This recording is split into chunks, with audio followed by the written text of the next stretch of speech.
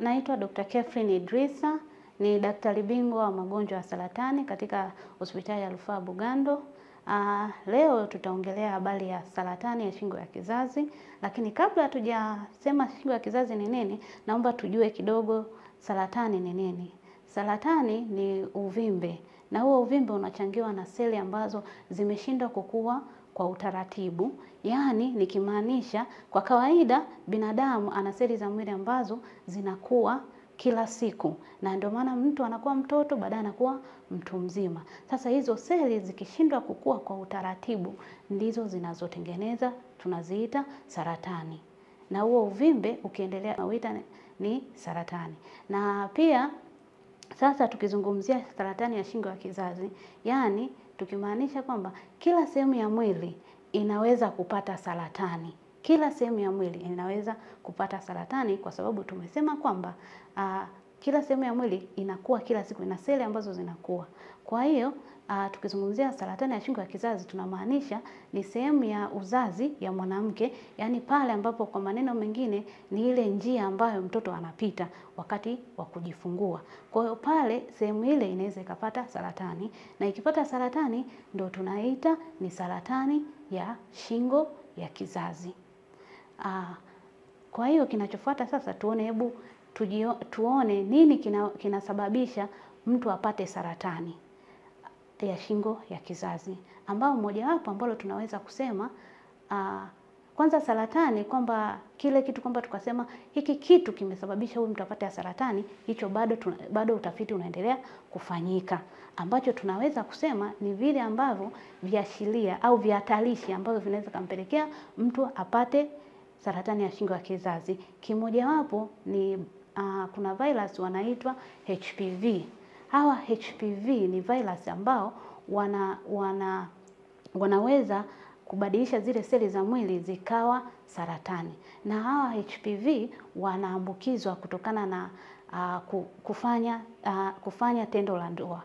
Yaani nikimaanisha kujamiana, anaweza kupata HPV. Lakini pia si kila mwenye saratani ya shingo ya kizazi ana hao virus. Zingine zinatokea tu. Kama nilivyokuambia kwamba hakuna kitu kimoja kwamba tunasema huyu amepata saratani kwa sababu ya kitu fulani. Baada ya kuona sasa vihatarishi ambazo unaweza kupata saratani, tumesema ni HPV, na ukilinganisha na hizi HPV kuna tabia ambazo zinasababisha huyu mtu apate HPV, kama vile kuwa na wenzi wengi, yani kwa neno la Kiingereza linasema multiple sexual partner, lakini pia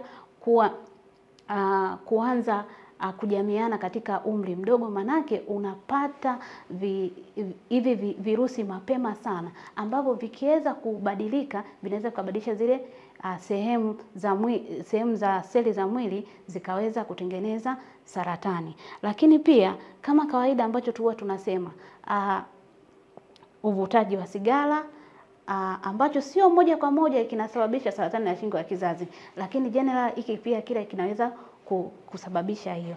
Ila kwa ugonjwa wa shingo ya kizazi ambacho kimeonekana ni virus wa aina ya HPV. Sasa tuone dalili. Dalili ni zipi?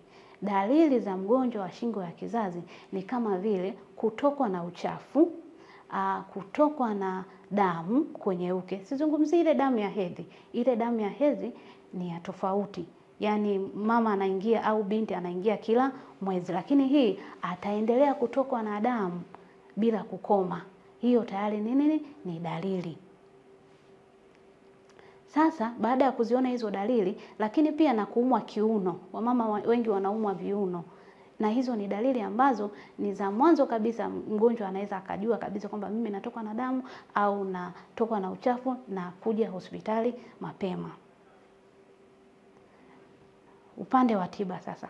Saratani ya shingo ya kizazi inatibika kabisa iwapo mtu akiwahi mapema, yani hatua za kwanza. Kwa sababu kuna hatua ya kwanza, ya pili, ya tatu, ya nne. Tukizungumzia hatua ya kwanza, ya pili, ya tatu, ya nne, manake ya kwanza yule kabisa mtu akija, manake anaweza kupata huduma ya upasuaji. Manake kinatolewa kile kizazi, kinaondolewa kabisa. Akija hatua ya pili, bado kuna nafasi pia ya kutibiwa, anakuja kwetu, manake sasa anakuja kupata huduma ya mionzi. yani mionzi na dawa za kemikali, ambazo hii mionzi mtu anapata ndani ya wiki 5 ni mionzi ya nje na wiki 3 mionzi ya ndani.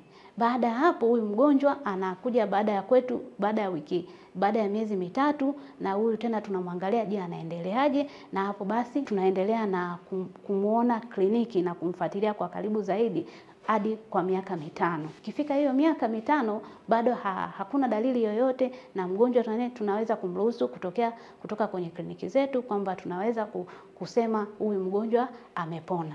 Kwa hiyo nataka kuwashauri ndugu wananchi, tujitahidi tunapoona shida tuje mapema, lakini pia kinga ni bora kuliko tiba.